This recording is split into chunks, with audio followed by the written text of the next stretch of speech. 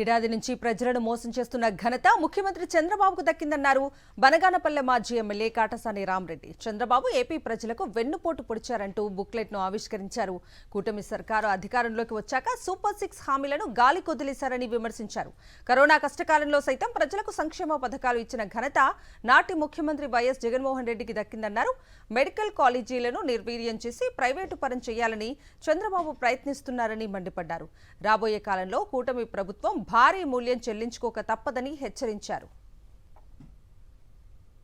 ఏడాది నుంచి ప్రజలను మోసం చేస్తున్న ఘనత ముఖ్యమంత్రి చంద్రబాబుకు దక్కిందన్నారు బనగానపల్లె మాజీ ఎమ్మెల్యే కాటసాని రామరెడ్డి. చంద్రబాబు ఏపీ ప్రజలకు వెన్నుపోటు పొడిచారంటూ బుక్లెట్ను ఆవిష్కరించారు.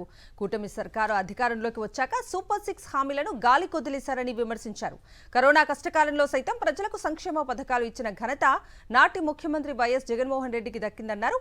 మెడికల్ కాలేజీలను నిర్వీర్యం చేసి ప్రైవేటు పరం చేయాలని చంద్రబాబు ప్రయత్నిస్తున్నారని మండిపడ్డారు. రాబోయే కాలంలో కూటమి ప్రభుత్వం భారీ మూల్యం చెల్లించుకోక తప్పదని హెచ్చరించారు.